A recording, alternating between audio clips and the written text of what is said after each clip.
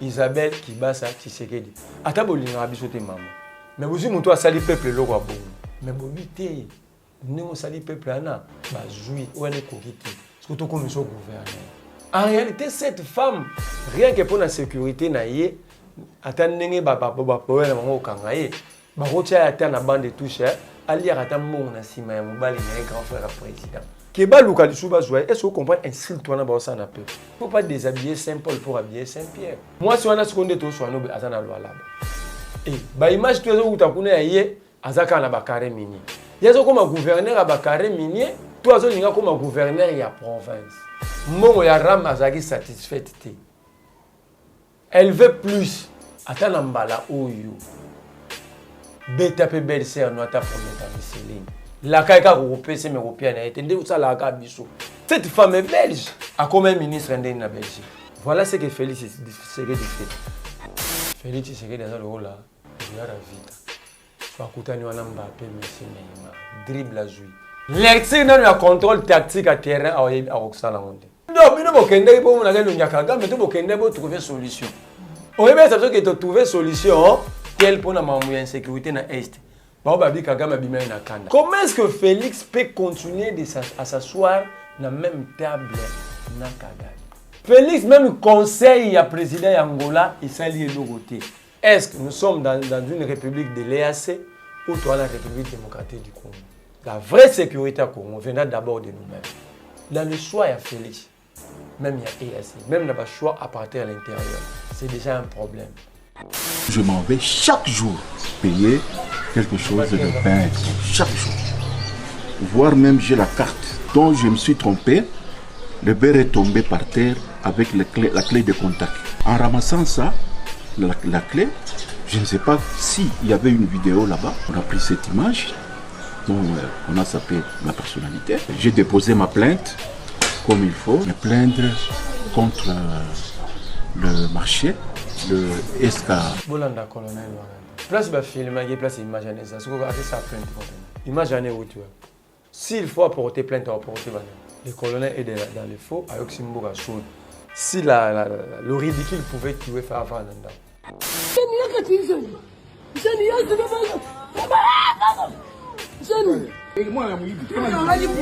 Magistrat wana.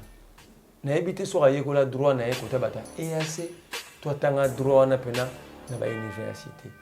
Na sengi na ba kongomani nyonso côté bokomona magistrat wana. Bobetete bobenda epena nde ya kobenda bomatena mutuka te. La police. C'est insensé, c'est irresponsable. Tout le monde va comporter un magistrat. C'est ça qu'on dit.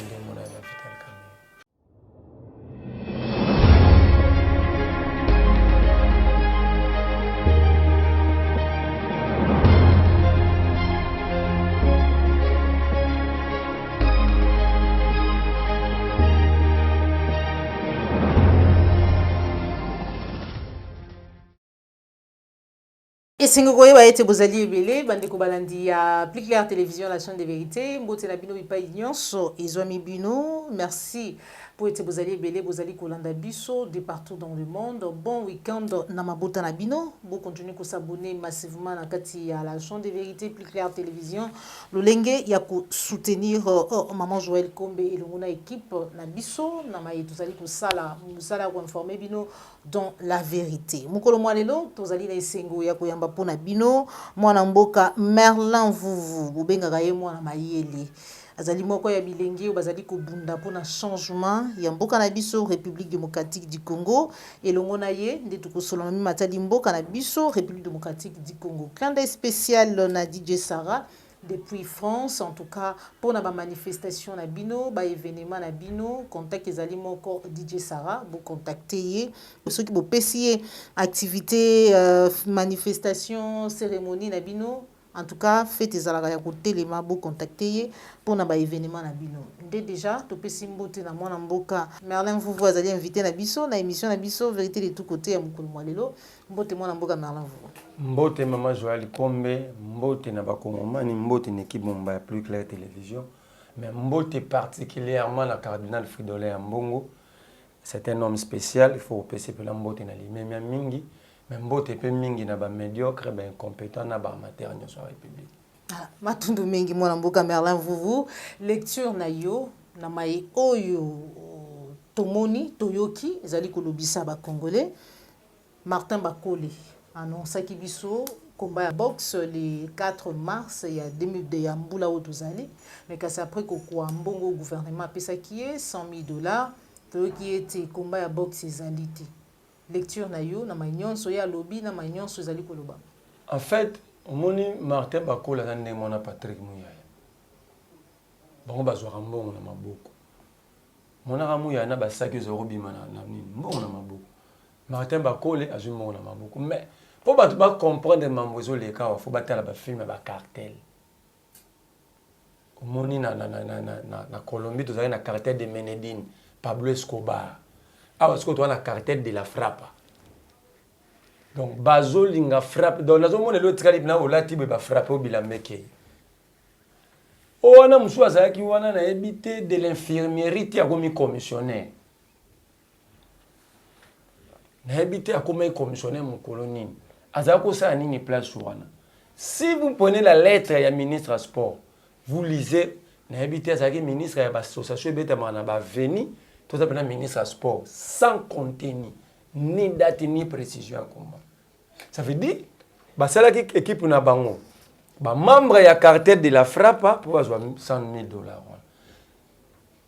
Oh ana mususu comme le nani. Oh tanga ye boxeur ti. Wana mususu wana infirmier wana komi commissionnaire. Ye atiki mamba kotala ka bato bexema ba masuba ya ba makila akomi ko louer banda kuna ko yiba bambongo. Parce que bah c'est les qui muyibi contre la République. Tout n'a su qu'on a besoin que Hermo Azara journaliste c'était même bien besoin. Il a bien entendu au journaliste d'investigation. Investigateur qui était pour na mambonde. Ndeni yem da sa investigation e bete ke kombezati. Mama mutu bakola lo baga obundane a auto obundana janvier na fin janvier. Enterre. Ministre on a besoin entre guillemets ministre à sport. Yé na ministère na ebinde ba chekarato ba so kombeza ya boxe. Donc, Serge Condé, le col a échoué totalement. Stade de Martin non homologué. Le club Union sur le Congo et comme Marassou a atteint demi-finale de la Ligue des Champions, il y a la compétition africaine. Le parcours que l'on battait comme on a dit à oui. Championnat et bête à Marassou, tu as championnat 4 ans déjà. L'équipe est en échange 0 quand on est chez les autres on est na balle. Parce que Akanisa qui a mis sauvé na sima ya kombo ya boxer. Boxer wana.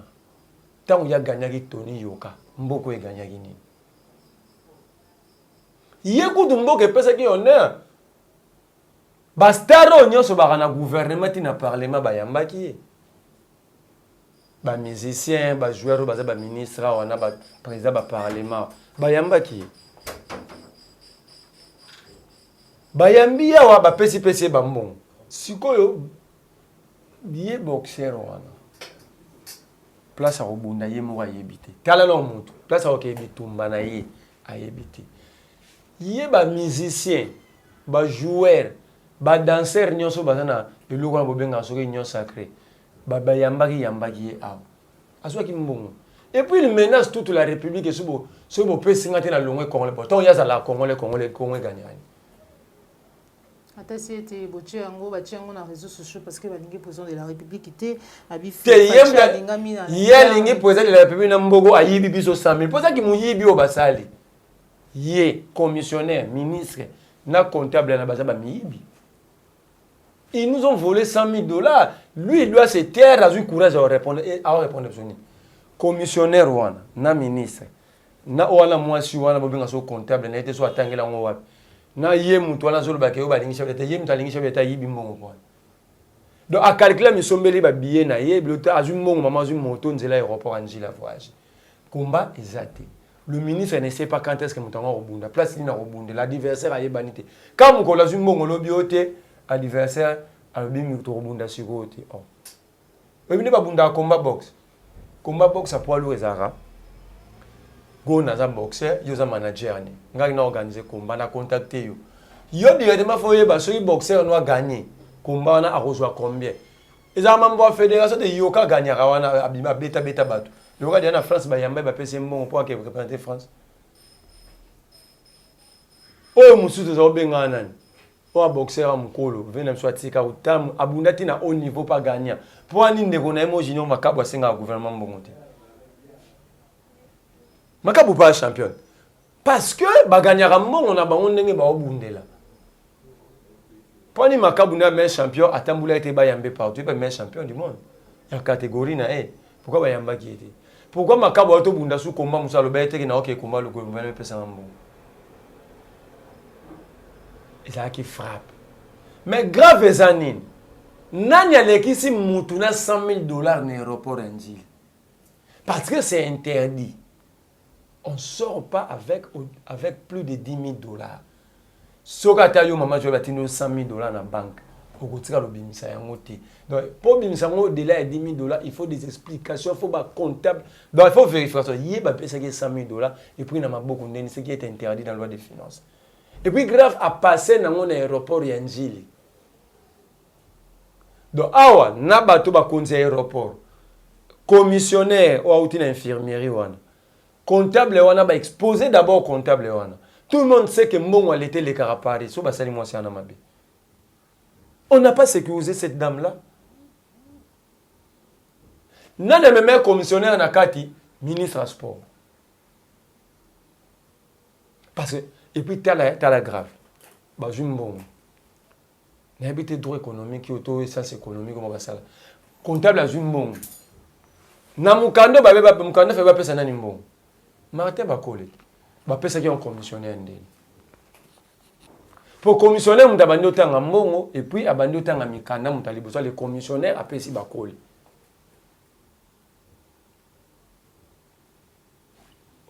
même ba simple principe et voilà on biso to mo prendre na biso révolution pour makambo ya ba élection oyo na bato oyo to esimba te faut ka révolution ba kende faut ka soulèvement ba kende merci beaucoup mon ami mais quand on OK tous a dirigé na cartel de la frappe ndenge mo ba cartel a Menedine Zagia ba Pablo Escobar ba cartel ya Maputo na Japon ba cartel de Napoli hein na Naples na Italie donc après to comme na cartel de la frappe.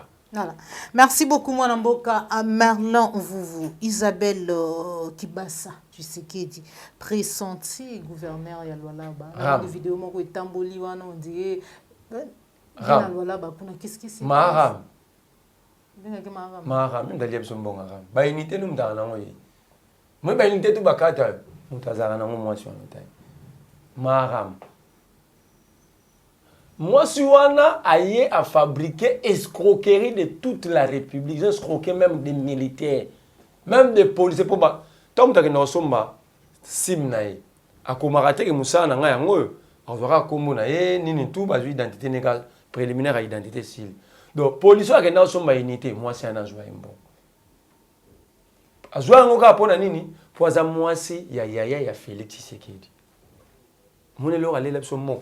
Il y a un cartel de la frappe.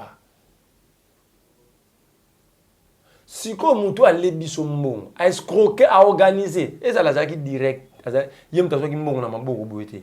Mais yem mutu a une idée wana. Et bazou yango ba pesi na compagnie o yaza gestionnaire 5C énergie. Vous se rappelez RTPC. A komelaka ba réseau batika ba komema kela ba pexep surtout activer ba minute pour bazwa ba unité ba constater que peuple a remonter son meneka ba minute moyen ba 4 asusu ezate tangu RTPC autorité na biso régulation a komela batika komela Vodacom te RTL te ba réseau te a komela société moko 5C énergie bato ba na ba lettre na tilo ba vérifier loko a komela 5C énergie. Botou n'a ce qu'on va à RTPC, Bakolo 5C énergie. Un premier actionnaire, Anthony Tshisekedi. Deuxième actionnaire majeur, Isabelle Kibasa Tshisekedi. Ndeko ya ministre PTNT Kibasa Maliba. Moi si ya grand frère ya Tshisekedi. Si vous avez mutala atabolinga abisote, tout ça c'est rien. Atabolinga abisote maman. Mais vous avez mutala sali peuple logo a bon. Oh peuple peut tsheba makele le peuple a marché bo beteli yango pe bato sous ba film bo kangeli yango sous bato mais bo bité ningo sali peuple ana ba joui o ene kokiti surtout comme so gouverneur on a habité maman Joël même moi n'habite ba Tshisekedi so eza mwana na ye moto basala ki ye bongo akozwa moto asaki mwana ye bongo amatisa ye poste apesi musala ya likolo po asala ki mwana e pasi pona nini biso biloko to koboye me to ndima to sala ngomboka eloko nga na olinga te basala nga me na préfère basala ngomboka mobimba. Pourquoi? En réalité cette femme rien que pour la sécurité na ye atandenge ba power na bango kanga ye ba rotia ata na bande touche ali ata mbongo na sima ya mobali na grand frère président Keba luka lisuba zwa est-ce que vous comprenez insulte toi na ba ça na peuple ça c'est moi je suis pas d'accord à faire Fimasuka mais quand même si vous remplacer Moutou vous remplacer quand même Moutou pe ana image à bien il faut pas déshabiller Saint-Paul pour habiller Saint-Pierre.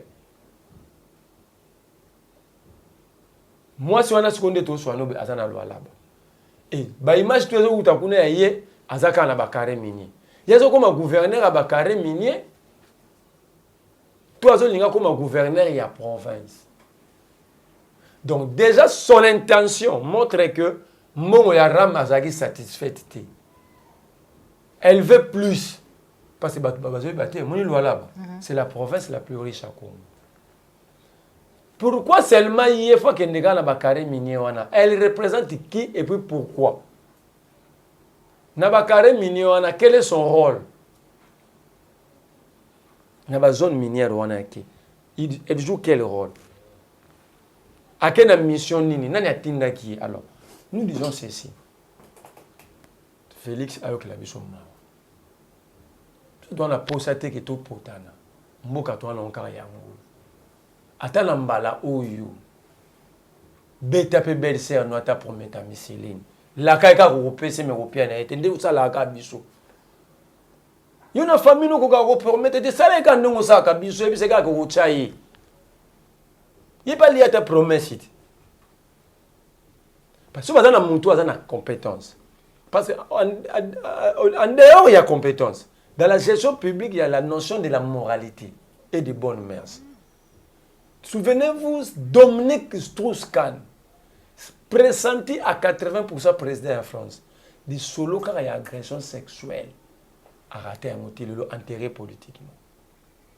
Mais si vous avez un sentiment de vie, vous avez enterré politiquement. Si autant plus que Moutou soit ça orchestra escroquerie à niveau national. Moutou a yé pena parce que Batou habite moi si on a qui bat ça azaki ministre provincial de la Belgique. Déjà azaki député député na Belgique. Aye comme ministre. A démissionnant kaka po beau-frère na comme président. Et tant que premier coup ram botou na sko moi ça na ba olingo comme gouverneur ouais mbongo ram mais a logé na banque. Yami balé alobaki ke mbongo wana ram et otonga université Mbujimai et zwaki na caractère de la frappate 42 millions wapi nzela basfalte kala mambuji mbongo yaye awa mwasi wana alia biso mbongo ram mwasi wana koyesa biso na université ni na Kisasa kala awa na tochano na Kinshasa université ni wifi sala ngano to na Kisasa bana bato ya ba étudiant na ba étudiante bana ba téléphone intelligent ba iPhone minene. Mais bazara tout le temps là-bas cyber. Bazara tout le temps là-bas cyber non. Ouais bah wifi. Alors après tout ça, bolobi te o sali kokité. To komisayo lisusu gouverneur. Bon comme c'est gouverneur na sensi. Si ko so ya comme gouverneur. Mbongo na biso ram to zo mpana. Et puis na ba pays sérieux so mutanga za na poste o amuke mu matia munene.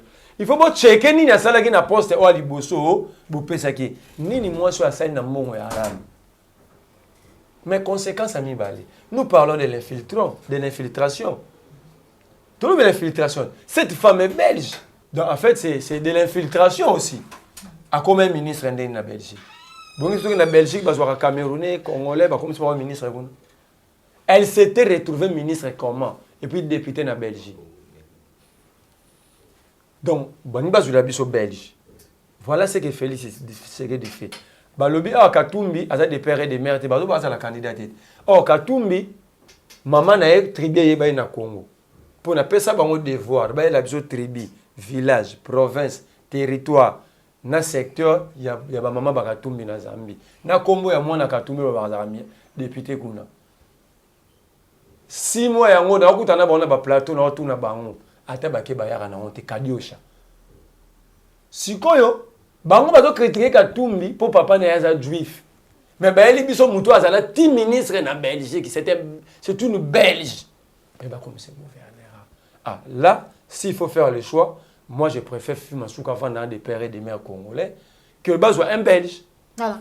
Merci mon amboka Merlin Vouvou. Rencontre entre Félix Tshisekedi, William Ruto, Kagame, Nanda Ishimi, juste après sommet à EAC Woto Sala. Baoutou Soukutana. Qu'est-ce qui est? Si au moins Bakutana Kiwana, Félix Tshisekedi dans le rôle là, joueur à vite. Soit Koutani wana Mbappé, Messi, Neymar, dribble à jouer. Nandeni. Et l'électrique n'a pas contrôle tactique à terrain à Oxala. Dribble à jouer. Il y aura ce qu'on va se lever là sur la kin. Au bout monter Kagame bimi na kanda. Ah. So bino bokende pour mon agent le Kagame mais tu bokende pour trouver solution. Au début ça veut dire que tu trouver solution tel pour na mamu insécurité na est.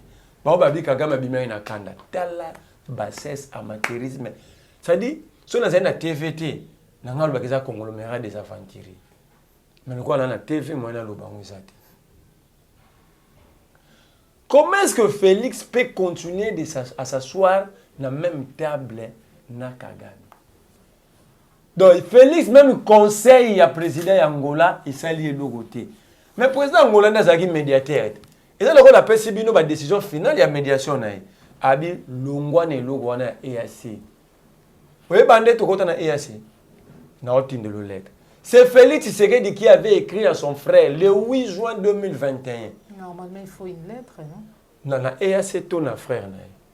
Parce que dans commis, mon frère, monsieur le président, est président ici de l'EAC. Quand on écrit à un chef de l'État ou chef de l'organisation régionale, le mon frère vient faire quoi? En droit administratif. Pour tout le monde, on peut savoir au cours, mais tout la question.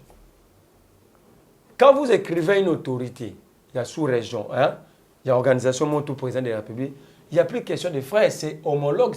Quand il y a président, il y a pays sous autorité, à Kakazal, autorité à sous-région. Mais si vous avez une lettre dans le région, la première écrit à Félix Akomeli, à monsieur le président et frère, et chers frères, le 8 juin 2021. Dans la lettre, il a répété encore frère. Donc, à ce moment Kagame, après ma rencontre na bango ya Kinshasa, ya Kigali na Kinshasa, ba échange wana nyonso, soki ba kubuto ba sisi, nde ba sisi Kagame a aidé ya kota na EAC. Donc Félix a exprimé qu'il volonté pas ya mentor na ye Paul Kagame a même biso na EAC.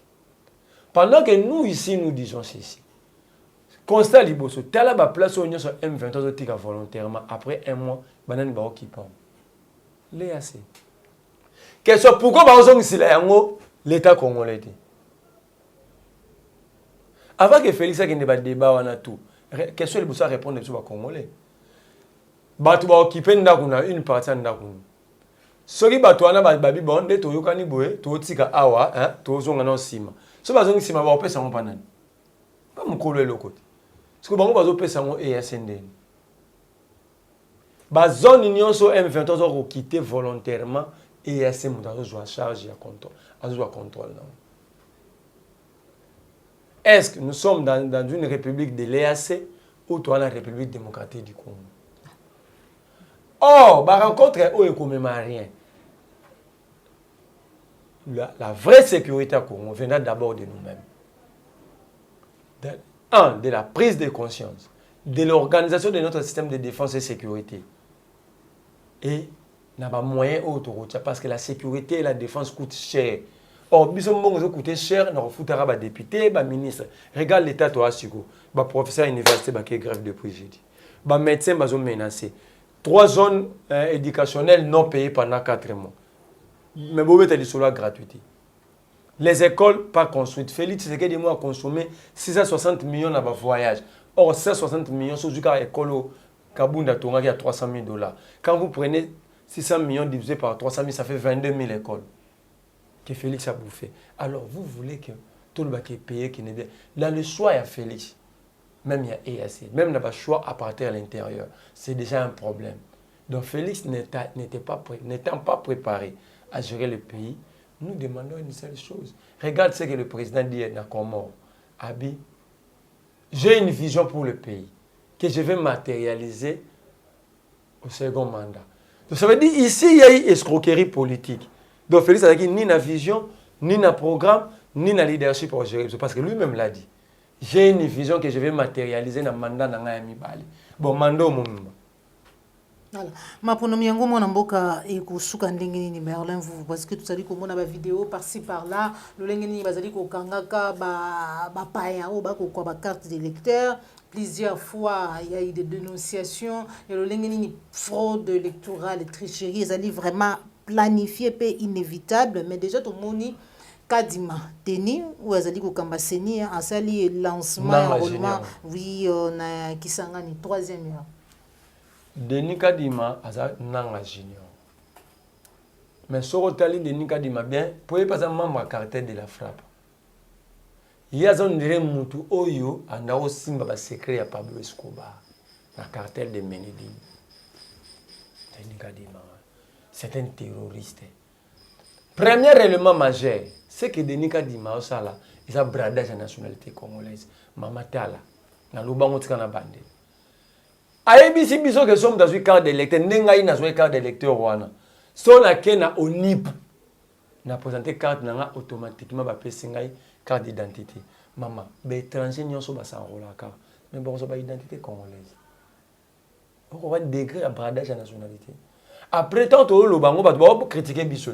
Après dans 5 6 ans 7 ans to ba kembo que ça infiltré, ba sino ba comment ba congolais. Mais pendant que ça nous sommes en train de vous dire que ce que vous êtes en train de faire, ce n'est pas bon pour le pays.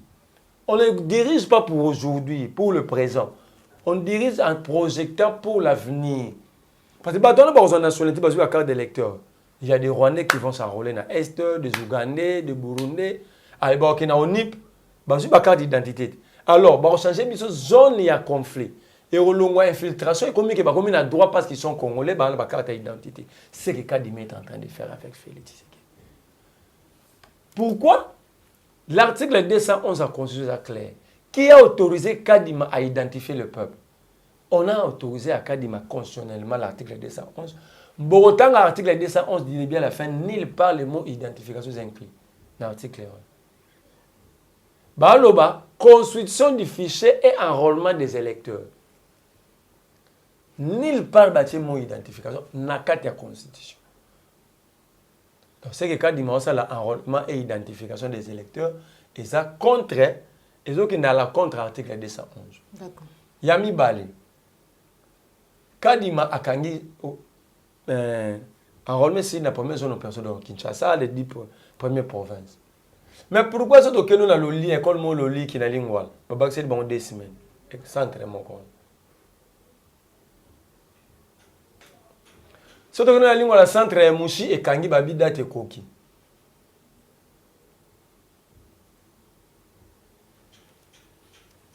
Parce que quand il m'a date, il a fait un enrôlement.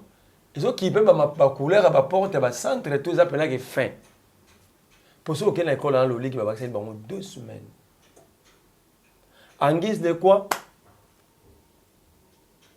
Quand il m'a bagui, pour la relaxer, batouké. Enrôlement au sein de Congo Mobimba, la 3e ère européenne, c'est-à-dire zone Est, a relancé l'opération dans la zone à conflit. Ce qui fait la zone à Ituri, tout le nord Kivu. Mais Azwa kuna na Kisangani qui lancé le Congo. Et là, on est sali qui a changé le programme. Quand il m'a fui quoi? Et puis grave, je vais vous montrer que quand il m'a préparé, il y a des dégâts. Maman, je suis pendant quand il m'a détruit le fichier électoral, il y a un parce que pour construire une nouvelle maison, il faut détruire l'ancienne. Il y a l'obité qu'on revoit le fichier électoral. Donc, ça, la fichier électoral est sécaté. Alors, il y a qui abakisi bato ba nouveau majeur. Mais il y a lobby azo ça la fichier naïe. Parce qu'il a estimé que fichier n'a pas corrompu. Mais fichier n'a pas jamais détruit. Donc, quand il m'a oh, c'est 40 millions d'électeurs. Donc, quand il m'a enrôlé 10 millions, il a enrôlé 50 millions. Tout ça, quand il m'a dans l'enrôlement de la diaspora. Ah, mais même aux États-Unis, mais à Brazzaville, est-ce que écoutez ce cher est enrôlé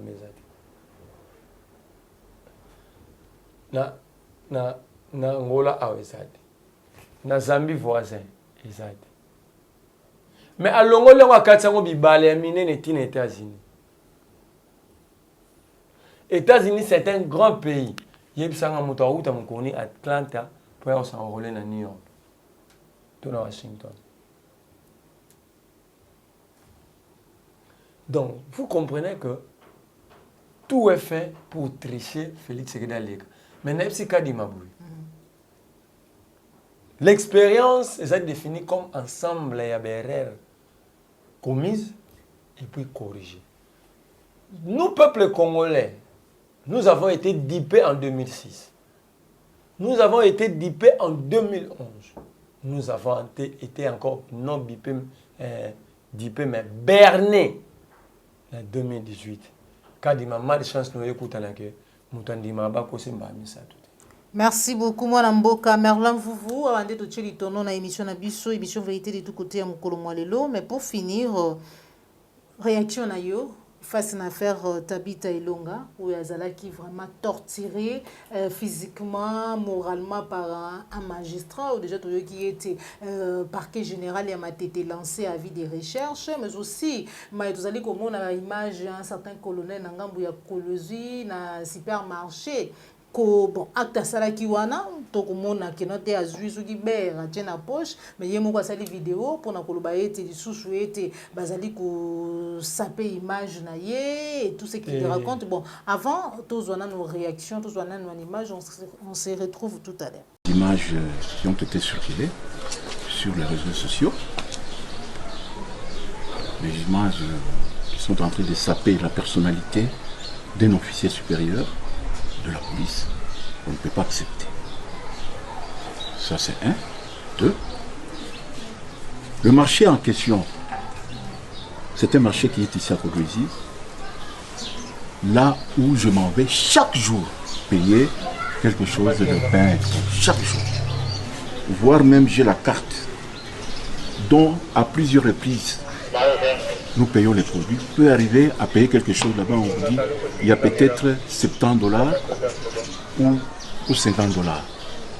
Alors, hier à 11h, je suis passé là-bas pour payer les pains et autre chose. Donc, je me suis trompé, le beurre est tombé par terre avec la clé de contact. Alors, en ramassant ça, la clé, je ne sais pas s'il y avait une vidéo là-bas, bien il y avait... quelque chose dont on a pris cette image, dont on a sapé ma personnalité. Je suis vraiment mécontent. Et chaque fois, ce sont mes clients. Tout ce que j'avais sur moi, j'avais payé. Si du moins, on m'avait interpellé à l'extérieur avec quelque chose, je vais dire que là, en dehors, vous avez fait quelque chose de mal. Mais c'était devant le comptoir. Donc j'ai payé la facture, mais la facture, je ne la garde pas, vous voyez, le pain et des choses comme ça, de rien du tout. On déchire la facture par les gardes qui sont à la porte. Alors ça me fait étonner de voir une circulation comme celle-ci. Voilà un peu la situation qui s'est passée hier à 11h. Le coordonnateur m'a très bien reçu. J'ai déposé ma plainte comme il faut, dans de bonnes et dues formes. Il n'y a pas eu. D'accord, je suis venu à la CDH me plaindre contre le marché, le SK,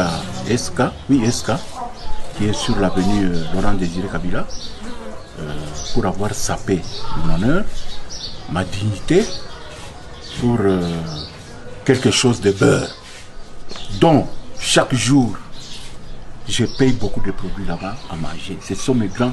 Moi, je suis un grand client de là.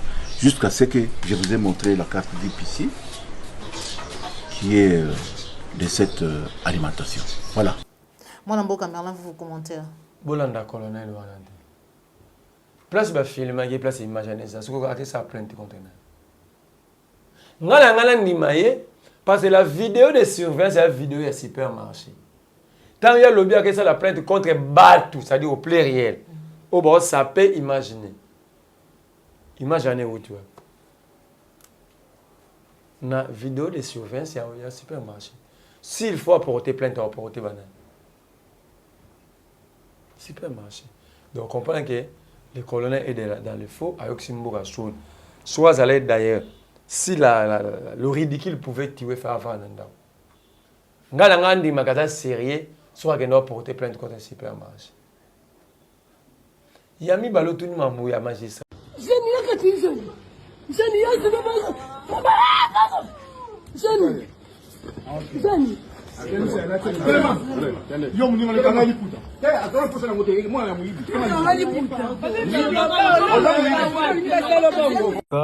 nayebi te so bino bomoni makambo nga nauti komona antuka na namona congolais na motema mabe ya boye te ndenge okomatela ye oza poso boma ye ndenge okonyaka na kingo diembeli omati oza poso boma mama bato ata ayibaki ata trompaki yo ezalaka oza dega ki motema mabe ba niveau mosusu. En tout cas papa oyo nayebi te onyati mama oyo na boule nini ata yibi yo mbongo ata trompe yo, peu importe la raison oza na droit ya kosala ye bongo te. En plus bato baza à côté, donc toza mboka mo bondele tozaka banyama bato baza à côté ona pe bazokanga ye bomoni ka moto azomatele bolobelo te do elobela no lo te bino tu boza wana na moto azofilmer donc bomoni oka makambo ozosalisa te na osensibiliser bato tout oyo baza na kisasa motu nyonso ayebi mama wana soki fi oyo il faut porter papa wana plainte ata mama wana ayibaki ye aza na droit osala ye bongo te. En tout cas papa wana faut okangisa ye so boyebi ye boloba nga na okangisa ye nga moko na kolandela ye oyo ayebi ye mpo elongi ezomona na bien te na nga na affiche pene elongi na ye bato tu bamona ye oyo diabolo te. Na magistrat wana tu vois maman Joël balobaka qui trouve une femme trouve le bonheur. Baba une sage femme bâtit sa maison. Cette maison là c'est la République. C'est la nation, parce que la famille est la racine principale d'une nation. Mais magistrat wana, na ebité so aye ko la droit na ye côté bata EAC, toi tanga droit na pena na ba université. Quel plaisir ou sentiment vous appelez au colono ni atara na mabele souci au tiene longia mwana mwasi basi o ba maman ba botara biso. Yé moko pa zala wana mi benga colonel. Mais maman de moto abota yi. Magistrat. Na ba magistrat maman nde moto abota ye ntango akosala mwana mwasi na bongo nasengi na bakongomani nyonso kote bokomona magistrat wana bobete te bobenda ye pena nde ya kobenda bomatie na mutuka te ti la police. C'est insensé, c'est irresponsable. Avis de recherche lancé. En fait moni ba comportement magistrat wana ezaka nde mona ba Vital Kamerhe. Vital Kamerhe a 63 ans, 60 combien, mais la vie nae a ça la rano ba choix ya basi ola ninga basi minene te basa nzoto miki. Parce que bozu muto tana na posa hôtel la bataille ya basi oye fo linga, bozu le babo comme c'est président de la République. On les a choix nae, c'est presque sa vie. Non, à un certain niveau, dans ce qu'on est bandélé au-delà de poste politique, la morale, la moralité à muto ninga gérer bateau. Ils ont compté, par exemple, à Dominique Strauss-Kahn. Quand tu n'as pas de bonne moralité, tu ne peux pas gérer. Parce que la gestion est inclue dans la moralité. Pour y battre. Quand même, au-delà de pacifier, premier pacificateur. À pacifier, bon, à 100 jours, à pacifier sous moi. Maman, moi, c'est africain, nous sommes à l'aise. Sur la beauté, à comment ramener. Comment beauté, moi, na batu bana 6. Skoye munene lobi goyo linga basa minene ti. Et olongo li conflit la kuna okotisi bana. O bana wana so bazo reconnaître papa na bino bakinda pa mama na bango. Olongo wana okom oketi komona Félix Tshisekedi. Loro la mwasi ana zani kwa ministre Boji. Ngeza Tshisekedi sura alingi yo soutenir na est il faut alongo la bourge ministre ya budget atia nani o baba benga entre guillemets secrétaire général muto atumbaka bapine pamba na Billy Kambale. Oui, Billy Kambale a la classe, mais est-ce qu'il a la qualité pour être ministre du budget? Un ministère technique, éminemment technique. Mon gars, Billy Kambale au Tchakouma. Pour la nini, INC Gomi, et la Mida, na El Boji. On a Vital Kamere. On a Kongomane Nyos. Sous Vital Kamere a été posté là, c'est chef de riz. La commune de la province de Nouveau-Boye. Merci beaucoup, mon amboka Merlin. Vous bon on peut saluer son ngonga osona mukolo mwalelo avant de tcheli tono na émission na biso ya mukolo mwalelo émission vérité de tout côté di pays wapi to solo la ki matali mboka na biso République démocratique du Congo to kutani bongo mbala sima soki nkolo abateli biso mais kasi ya mbutuka bona complètement na plateau na biso na mon amboka Merlin vous to kozongisa maloba epai na ye numéro ya téléphone pe message na ba nyonso bazuli bakola kolanda message za mon message za unité. Pour sauver la République, il faut parler le même langage. Quittons l'esprit des partis politiques, regardons la réalité en face. Moto Maël et Mouralo Baboué. Moto a la capacité de dire ma situation à vivre. Moto a appelé à ne pas changer. À évoluer. Pourquoi? Si on est pauvre, il faut qu'on dise madame, on est pauvre, pour que ça ait courage de travailler, comment sortir de la pauvreté. Alors je demande aux Congolais de réfléchir. Les politiciens, mais surtout les dirigeants. Les dirigeants ont créé les compagnies, ils ont créé des partis politiques à la place des entreprises. Donc, les Congolais basent à la 1 pour nous sauver la République. Numéro plus 243 89 39 31 940. Matondo mingi mwana mboka Merlin Vuvu, matondo na Jean Bébé Ouest, papa Laurent Bongonza, matondo un bon séjour au pays, Félix Mbatika, un grand frère, un bon séjour au pays. Merci na baignon, so vous avez qui belé, bolanda ki biso de partout. Merci, merci, merci. Vous continuez à vous abonner dans la télévision. Au revoir.